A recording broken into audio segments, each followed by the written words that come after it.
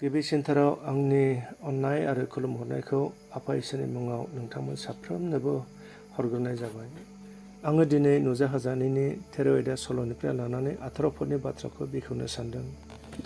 बेवहाय बेबायदि लिरनाय दं, आर बियो बयखौबो, उन्दैफोरखौबो, गेदेरफोरखौबो, गोनां गेदेरफोरखौबो, हावरियाफोरखौबो, गुहुजानायफोरखौबो, लेंफोरखौबो गाव गावनि आगदा आखाइयाव नङाब्ला गाव गावनि खाफालाव हांखो बुहोयो। हांखो बुजानाय बे जाबाय जुनारनि मुं, नङाब्ला बिनि मुंनि सानथुमनाय गोनांखौ नागारनानै रावबो बायनो नङाब्ला फाननो हायि बायदि। बेयावनो आखलखौ नांगौ। बुद्धिमाना जुनारनि सानथुमनायखौ सानथों, मानोना बियो सासे मानसिनि सानथुमनाय, आरो बिनि सानथुमनाया 1466 माने 666। दिनै गोबां मानसिफ्रा आंनाव बे 666 नम्बरनि सोमोन्दै सोंहरो। बे 666 नम्बरा फैमारबाय नामा ना फैथ'वाखै होननानै, आरो गोबांफ्रानो मेसेज होनो खावलायहरबाय थायो। नाथाय बियो मोनसे गोलाव टपिक, बेखौ मोनसेल' मेसेजजों बुंजोबनो सम्भब नङा। जेखि जाया आङो हानायमानि गुसुङै बुंनो नाजागोन, मानोना सादु पाउला 1 करिन्थियान चैप्टार 13 भार्स 9 आव बेबायदि बुंदों, मानोना जों मिथिफुंजोबा आरो बुंफुंजोबनोबो हाया। दिनै गोबां मानसिफ्रा बुहुमाव बे 666 नम्बरनि सोमोन्दै सावरायलायगासिनो दं। गोबां मानसिफ्रा बे नम्बरखौ गिनायबो दं। गोबाङानो बे नम्बरखौ गिनायबो गैया, मानोना बियो मोनसे बाजार खालामनायनि सिन होननानैल' सानो। सोरबाया बुंदों बे नम्बरा फैखाबाय, नाथाय सोरबाया बुंदों फैथ'वाखै। सोरबाया बुंदों बियो गोदो गोदायनो जानानै थांबाय आरो दा बे जालिया। सोरबाया बुंदों जों बिखौ लोगो मोननाय नङा। नाथाय दा बियो माबोरै फैखो एबा फैथ'वाखै, जों बेखौनो लानानै दसे सम सावरायलायनि। जों गिबियावनो नुजाहोजानाय 13 आयदा सल'निफ्राय 18 फदनाव फरायबाय। जों खनसे फरायनानै लाबोनि। बेयाव बेबायदि लिरदों, आरो बियो बयखौबो, उन्दैफोरखौबो, गेदेरफोरखौबो, गोनां गेदेरफोरखौबो, हावरियाफोरखौबो, गुहोजानायफोरखौबो, लेंफोरखौबो गाव गावनि आगदा आखाइयाव नङाब्ला गाव गावनि खाफालाव हांखो बुहोयो। हांखो बुजानाय बे जाबाय जुनारनि मुं, नङाब्ला बिनि मुंनि सानथुमनाय गोनांखौ नागारनानै रावबो बायनो नङाब्ला फाननो हायि बायदि। बेयावनो आखलखौ नांगौ। बुद्धिमाना जुनारनि सानथुमनायखौ सानथों, मानोना बियो सासे मानसिनि सानथुमनाय, आरो बिनि सानथुमनाया 1466 माने 666। दा बे जुनारनि बाथ्राखौ बेखेवनांगौब्ला गोलाव सम नांजागोन। बेखायनो आङो जुनारनि बाथ्राखौ पार्ट 2 आव बुंनाय जागोन। दिनै जों बे 666 नम्बरा बबेनिफ्राय फैखो बेखौ लानानै सावरायलायगोन। इउर'पियान इउनियननि बाथ्राखौ गोबाङानो मिथिगौ, नाथाय गोबाङानो मिथिया बे इउर'पियान इउनियनखौ 1958 मायथाइयाव 6था हादरखौ लानानै दानाय जादोंमोन। बिनि गायसनगिरि एबा दागिरिया डक्टर हेनरी स्पेक आरो नेट' थारमाने नेशनेल आटलान्टिक ट्रिटि अफ अर्गानाइजेशननि जेनेरेल सेक्रेटारि बिथांमोनानो। दा बे इउर'पियान इउनियननि सिङाव गासै 35था हादरा ज' जाजेनबाय। बे इउर'पियान इउनियननि बाथ्राखौ आङो गुबुन टपिकआव मोजाङै बुंफुरनानै होनो नाजादों। दा बे इउर'पियान इउनियननिनो chief analyst doctor Hendrik Alderman बिथाङा बेबायदि मोनसे साजेसन होदों। बिथांनि साजेसन होनाया बेबायदि, doctor Hendrik Alderman suggested that by using a numbering system with 18 digits in each number in 3 sets of 6 माने डक्टर हेनड्रिक एल्डारमेना बेबायदि थिनदों, 18था हांखो बोनानै ला आरो बे 18था हांखोखौ 6था मोनथाम खथायाव रान। अब्ला मोनसे खथायाव 6था गोग्लैगोन। गासै 6था माने 666 जायो। बे 666 नम्बरा बेवहाय हाबनानै दं। दा बे 18था हांखोखौ गासिबो मेसिन आरो आखाइजों दिहुनजानाय बेसादफ्राव होनाय जाबाय। जाय बेसादफ्राव बे 18था हांखोजों बानायजानाय महरखौ होनाय नङा, बे बेसादखौ बाजाराव फाननो होनाय जानाय नङा। बेखायनो गासिबो बुहुमावनो जागोन। बेखायनो बेखौ बुंदों, this is also' called the universal product code and it is based on a 666 frame माने बेखौ बुहुमनाङै मोनसे दिहुनथाइ क'ड होननानै बुङो, आरो बियो 666 सोनारो। दानिया जों फैनि डक्टर कार्ल डब्लिउ सेन्डारनि मुंखौ सोरबाया खोनाबाय, नाथाय सोरबाया खोनायाखै जानो हागौ। बिथाङा सासे इउनाइटेड स्टेट नि सोद्रोमामोन। बियो सासे इलेक्ट्रनिक्स इन्जिनियार, इनभेन्टर, अथरमोन। बिथाङा फैगौ 666 नम्बरनि सोमोन्दै लिरदोंमोन आरो बिथाङा 32 बोसोर रिसार्च खालामनानै 666 नम्बरखौ माइक्र'चिपआव महर होदों आरो बे माइक्र'चिपआव मोनसे फिसा लिथियाम बेटारिखौ लानानै गासै 2,50,000 कम्पनेन्ट्सफोर दं। दा बे माइक्र'चिपनि बेटारिखौ चार्जिं खालामनो थाखाय मानसिनि मोदोमनि मोननै बाहागोआल' हायो, जेरै खाफाल आरो आखाइनि उल्था बाहागो। बेखायनो बे माइक्र'चिपखौ दा खाफाल आरो आखाइयाव होनाय जादों। दानिया जों थांनो डक्टर कार्ल डब्लिउ सेन्डारजों महर होजानाय बे माइक्र'चिपखौ सुइडेन हादरनि सिङाव थानाय बाय'हेक्स कम्पानियाव बानायनाय जादों। बे बाय'हेक्सआ मोनसे इन्टारनेशनेल कम्पानि। दा बे माइक्र'चिपखौ स्वीडेन हादराव होजेननाय जाबाय। स्वीडन की एक स्टार्टअप कंपनी एपीसेंटर ने अपने 150 कर्मचारियों के हाथों में एक माइक्रोचिप फिट कर दिया है। ये माइक्रोचिप एक इंजेक्शन की मदद से कर्मचारियों के शरीर में पहुंचाया जाता है। इस चिप का आकार एक चावल के दाने जितना होता है और इसे तर्जनी उंगली और अंगूठे के बीच की जगह में फिट किया जाता है। इस जगह पर यह चिप इंजेक्शन के जरिए आपके बॉडी में जाता है और फिर इसे यहां फिट किया जाता है। जिन कर्मचारियों के हाथों में यह चिप यहां पर लगा है वो इसी चिप की मदद से ऑफिस के दरवाजे खोल लेते हैं, प्रिंटिंग मशीनों को ऑपरेट कर लेते हैं, प्रिंटिंग कमांड देते हैं और कैंटीन से खाने का सामान भी हाथ हिलाकर खरीद लेते हैं। यानी ये एक ऐसी कोशिश है जो इंसानों को मशीन में तब्दील कर रही है, मशीनों में बदल रही है। हो सकता है कि आने वाले वक्त में दुनिया की ज्यादातर कंपनियां अपने कर्मचारियों के लिए ऐसा चिप अनिवार्य कर दें। ऐसा भी होगा कि इस चिप की मदद से ही आपकी अटेंडेंस पर नजर रखी जाएगी। आपने कितनी बार काम छोड़कर ब्रेक लिया ये भी देखा जा सकेगा। यहां तक कि कंपनियां आपके स्वास्थ्य पर भी नजर रख पाएंगी। लेकिन कई एक्सपर्ट्स की नजर में इससे कर्मचारियों की प्राइवेसी खतरे में पड़ जाएगी और ये सैद्धांतिक रूप से सही नहीं होगा। अब सवाल यह है कि आने वाले दिनों में इंसानों और मशीनों का ये कॉम्बो एक सुखद अनुभव होगा या फिर एक खतरनाक भविष्य की शुरुआत। हम ऐसा इसलिए कह रहे हैं क्योंकि भविष्य में सिर्फ आपका शरीर ही मशीन नहीं बनेगा, बल्कि आपका दिमाग भी मशीनों के जरिए कंट्रोल किया जा सकेगा। इंसान के दिमाग में इलेक्ट्रोड्स लगाए जाएंगे जो दिमाग के साथ कम्युनिकेट करने में सक्षम होंगे। अगर यह तकनीक कामयाब होती है तो भविष्य में आप अपने दिमाग में ही सूचनाओं को डाउनलोड कर पाएंगे या दिमाग से ही उन सूचनाओं को अपलोड कर पाएंगे।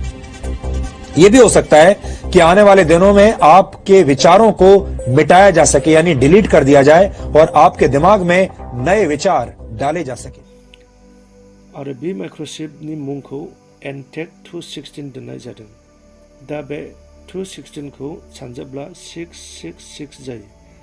दानिया बेखौ माबोरै सानजाबनो? बिनि सानजाबनायखौ बेबायदि खालामदों जेरै 6 × 6 × 6 = 216। बेनो 666 नम्बर। जेब्ला बे माइक्र'चिपखौ होगोन अब्ला दा जेसेबां जोंनि आखायाव कार्ड दं, जेरै voter card, PAN card, ration card, ATM card, credit card, Aadhaar card, बेफोर मोनसेबो थानाय नङा। बे माइक्र'चिपनि गेजेरजोंनो गासैबो खामानिखौ मावजोबनो हानाय जागोन। नाथाय जाय मानसिया बे माइक्र'चिपखौ लानाय नङा बे जेरावबो ओंखारनो हानाय नङा। दिनै गोबां मानसिफ्रानो बुंदों जों बे 666खौ लोगो मोननाय नङा होननानै। नाथाय बे नङा। माइक्र'चिपजोंनो 666 नम्बरखौ लाबोनाय जाबाय आरो बे माइक्र'चिपखौ दा होगासिनो दं। अब्ला माबोरै लोगो मोननाय नङा होननानै बुंनो हाखो? बिनि थाखोमानाय बाथ्राखौ जों बाइबेलनिफ्राय सोलोंनि। दानियेल 8:23-25 फरायनानै लानि। बेयाव बेबायदि लिरदों, बिसोरनि सासना जोबनायनि आमोलाव अपराध मावग्राफोरनि अपराध मावनाया जेब्ला फुरा जाफुंगोन अब्ला सासे गिथावथाव महरै सेलथाय राजा सिखांगोन। बे राजाया बोलोग्रायै मावगोन, नाथाय गावनि बोलोजों नङा। बे गिलु बालु नस्थ' खालामगोन आरो बियो जेखौनो इच्छा जायो बेखौनो मावनो हागोन। बियो जहर गोरा मानसिफोर आरो गोथार राइटफोरखौ संहार खालामगोन आरो गावनि बुद्धिजों बे गावनि खायदा खालामनाय मानिफोरखौ जाफुंहोजोबगोन आरो गोसोआव बियो गावखौ महान सानगोन आरो मिथिहोग्रालासे बे गोबांथार मानसिफोरखौ नस्थ' खालामगोन। बे राजाफोरनि राजानि जेंना सिखांगोन। नाथाय मानसिनि आखाइजों नङालाबानो बियो खोमोरजागोन। थै स्पनाव बुंदों बिसोरनि सासना जोबनायनि आमोलाव होननाय बाथ्राया सोरनि सासनखौ बुंदों? दानि बे रमानखौ बुंदों, मानोना बे रमानखौ बाइबेलाव लहाजों कम्पेयार खालामनाय जादों। बेखायनो दिनै गाबोननि मानसिफोरनि इसोरनि सिगाङाव मावनाया अपराध जालांबाय। 24 पनाव बुंदों बियो जर गोराफोर आरो गोथार राइटफोरखौ संहार खालामगोन। दिनै इसोरनि मानसिफ्राबो संहार जालांगासिनो दं, जेबोखौनो उदिस मोनाखै। 25 पनाव बुंदों मिथिहोग्रायालासे गोबांथार मानसिफोरखौ नस्थ' खालामगोन। बे बाथ्राखौ Asomiya Bible, Hindi Bible, NKJV, NIV बाइबेलाव लिराखै, नाथाय बर' आरो ग्लबेल स्टाडि बाइबेलाव लिरनाय दं। ग्लबेल स्टाडि बाइबेलाव बेबायदि लिरदों बाय हिज कानिं he shall make deceit under his hand, and in his own mind he shall become great. Without warning he shall destroy many. बेखायनो दिनै बे माइक्र'चिपनि गेजेरजोंनो मिथिहोग्रालासे नस्थ' खालामगासिनो दं। बयबो बे माइक्र'चिपखौ लाथारनांगोन, लायाब्ला मा जागोन? मार्कुस 13:9 बेबायदि लिरदों। आन्थाय नोंसोरो गाव गावनि लागै साबधान जादो, मानोना मानसिफ्रा नोंसोरखौ दरबारफोराव गथायगोन आरो नोंसोरो धोरोमसालिफ्राव बुजागोन आरो आंनि जुनै हादानगोराफोर आरो राजाफोरनि सिगाङाव गसंनानै बिसोरनो साखि होगोन। जेब्ला इसोरा बेबायदि गिथावथाव दर्शनफोरखौ दानियेलनो होदोंमोन, अब्ला इसोरा बुंदों, दानियेल 8:26 पनाव फरायब्ला नुगोन बेबायदि लिरदों बेलासि आरो फुंफोराव नोङो जे दर्शनफोर नुबाय बियो सैथोथार। आन्थाय दर्शनफोरखौ गावनि गोसो इसिङाव दोनदो, मानोना बे दर्शना गोबाव दिनफोरनि उनावसो जाफुंगोन। गोबाव दिनफोरनि उनाव जाफुंनो गोनां दर्शनफोरनि बाथ्राफ्रा बेफोरनो 666 नम्बर होननानै बुंब्ला साफ्रोमहाबो गिखांनाय दं आरो बेखौ सासेबो मानसिया लानाय नङा। बेखायनो मिथिहोग्रालासे दिनै माइक्र'चिपजों लाबोदों। रेपचार माने धोरमियाफोरखौ लांखोनायनि सिगां बे माइक्र'चिपआ जागोन आरो रेपचारनि उनाव 666 नम्बरा फुरा अपेन जागोन आरो बे समाव होसो होसो होनाय जागोन। दिनै बे गोथौ थाखोमानाय बाथ्राखौ माबोरै मिथिनो? आमोस 3:7 पनाव बेबायदि लिरदों सैथोयै फोरबो गावनि थाखोमानाय बिसयफोरखौ गावनि लें आरो नाबिफोरनो खोन्थाग्रा लाबोनो जेबो मावनाय नङा। बेखायनो 2 पिटर 1:19-21 पनाव बुंदों आरो नाबिफोरनि बुंलांनाय बाथ्राया जोंनि सिगाङाव नंथारगौ होननानै रासिन फोरमान जाबाय। फुंनि अलंबारनि स्राङा नोंसोरनि गोसोआव नुजायागौमानि बे नाबिफोरनि बाथ्रायानो खोमसियाव स्रां होग्रा देम्फु होननानै नोंसोरो सान आरो गोसो हो। नोंसोरो मिथिनानै ला शास्त्रनि बाथ्राखौ रावबो नाबिया गावनि गोसोनि सानैजों बिजिरनो हाया, मानोना नाबिनि बुंनाया मानसिनि सानखांनायजों जायाखै, गोथार जिउजों दैदेनजानानैसो मानसिफ्रा इसोरनि बुंनाय बाथ्राखौ बुंदों। जोबनायाव आङो माइक्र'चिपनि गिथावथाव थाखोमानाय बाथ्राखौ बुंफोरनानै दोनथ'नो सानदों। जेब्ला डक्टर कार्ल W. सेन्डारा माइक्र'चिपखौ महर बोखाङो, अब्ला बिथाङा बस्टन मेडिकेल सेन्टाराव थांनानै सासे डक्टरनाव सोंहैदोंमोन माइक्र'चिपआव होनाय बेटारिया बोरैबाफोर मानसिनि मोदोम सिङाव गुब्रुब्ला मा जागोन? अब्ला बिनि फिननायाव डक्टरा बुंदों गिथावथाव गुग्ला आरो गाराय जागोन होननानै। बिखौ लानानै जों बाइबेलाव थांनि। बाइबेला 666 नम्बरनि सोमोन्दै माबायदि गिथावथाव फोरमायदों? नुजाहोजानायनि सल'यदा 2 बेयाव बेबायदि लिरदों थानजानाय बायदि सेथि आरफुआ थांनानै गावनि खुरैखौ बुहुमाव लुहरबाय। बिजों जुनारनि हांखो गोनां आरो जुनारनि मुर्तिखौ खुलुमग्राफोरहा गिथावथाव गोसा गाराय जाबाय।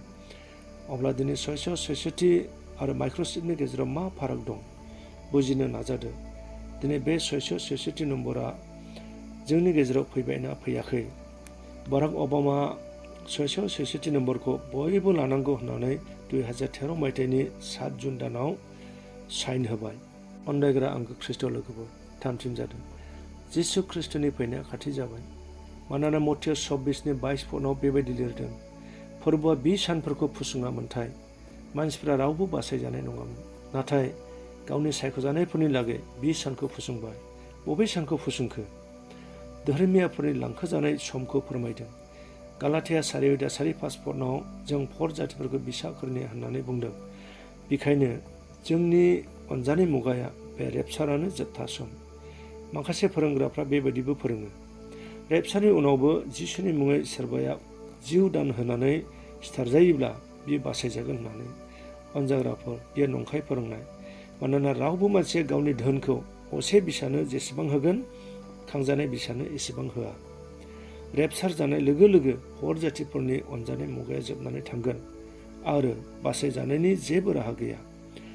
जाकारिया 8:28 फरायदों, बेबायदि लिरदों, बिरगोनफोरनि हानजानि पुरबा बेबायदि होनदों, बे समाव गुबुन माथो रायग्रा जाथि मानिनिफ्राय 60 हौवाफ्रा साफ्रोमबो जुदानि साफा साफा हौवानि पसाकनि रुबैयाव हमनानै बुंगोन, जोङो नोंसोरजों थांफागोन, मानोना जोङो खोनाबाय इसोरा नोंसोरजों लोगोसे दं। गुबुन माथो रायग्रा सोरखौ बुंदों? बियो जों फर जातिफोरखौ बुंदों। दानिया बुंदो, जिहुदिफ्रा बे समाव जिसुनि मुङाव दानस'जानानै बासायजागोन, नाथाय जिहुदिफोरनि पसाकखौ हमनानै नोंथाङा सोरगोआव थांफानो हागोन ना? बे सुंद' आफा इसोरनि रावखौ खोनासंनाय साफ्रोमबो नोंथांमोननिसिम आंनि अननाय आरो सिबिनायखौ हरबावनानै एसेयावनो दोनथ'नाय जाबाय। गोजोन्थों।